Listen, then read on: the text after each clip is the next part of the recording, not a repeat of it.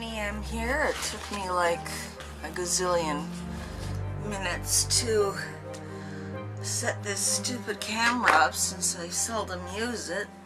But I wanted to bring you just a little update since my last Lupus blog back in, holy crap, October.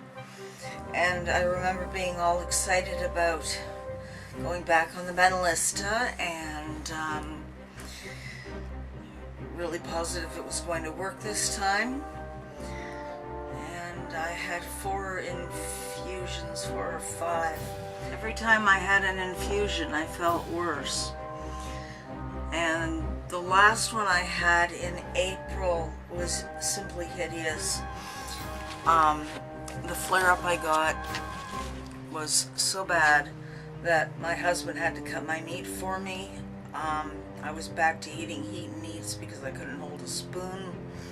I'll put a picture of my one hand in there just to give you an idea how the flare-up was.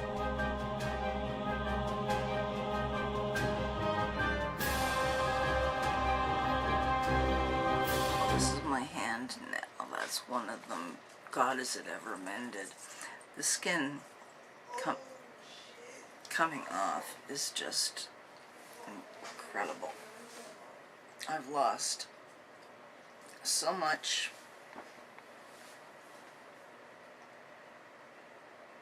Like I could make a whole new person.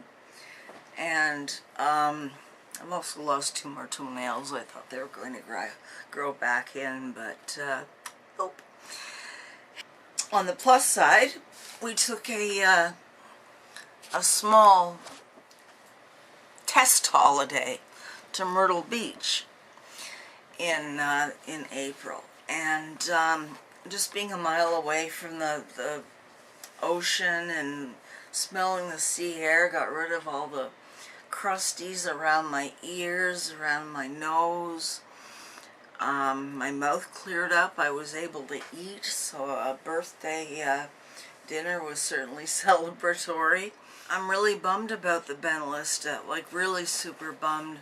And they want me off the bloody prednisone, and it's taken me since last October to lose this prednisone bloat that I can actually look at myself in the mirror and see a face again. I know I'm not the only woman who goes on about that, but the last time you saw me, I looked like Grandmother Bullock. And then I got this haircut, and check it out. I never thought I'd get the curls again. My God. So it looks like I'm going to have hair like my beloved father. Mom has curly hair too. But Dad's, if he had let his grown out, it would have looked like an afro.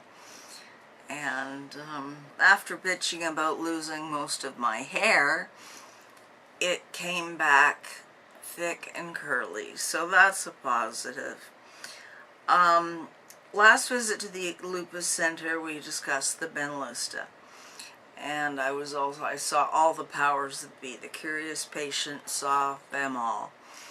And the big guy said to his fellow, just give her what she wants. I mean, they saw under the bandages. I mean, I have to wrap every day. My home care nurse discharged me back in March. She's back here because of my feet. So we're just playing it by ear. We'll confer in July about further treatment. Yeah, the prednisone, I have to make an ad to this. Shortly after Christmas, our son was working, and my husband and I sat down to a roast beef dinner. And the prednisone, of course, had swollen my face that you'd seen in the last video. It had also swollen my throat. And a piece of meat, not too huge, got lodged in there. Usually, since I was diagnosed, I've choked a lot. And I can give myself the Heimlich. I noticed it was different when Mark couldn't threw me on the floor and almost cracked my sternum doing CPR. My lips were turning blue and my eyelids were rolling back into my head. And this is prednisone doing this to me. Can you believe it? In the ambulance, I faded in and out many times. I heard at one point when I came to and stay with us, I felt no fear. I thought, okay, if it's my time to go, it's my time to go. It's a horrible thing to say, but it's true. I was not scared. Make a long story short, I came to at the hospital finally. I don't know what they did to dislodge this piece of meat, but it was certainly frightening for my husband, not for me. I insisted on going home that night. They wanted to keep me over to make sure everything was fine. And I said, no, but I promise if it's not fine, I will be back.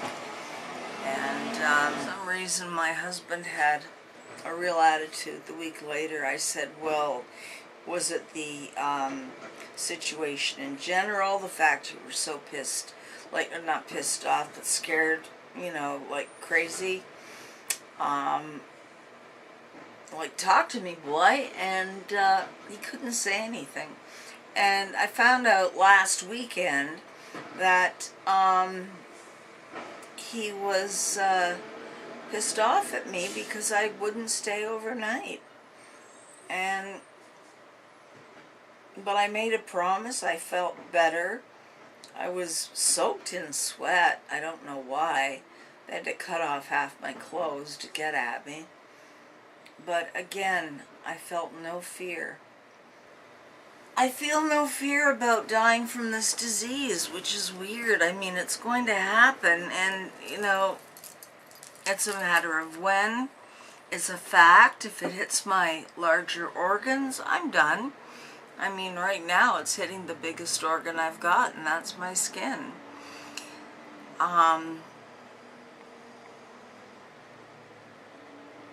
So every day is a gift. That's all I can say for today. It's a gift. If I go, I go. Like I said, I feel no fear. I've given you my age, and I've packed a lot into those years.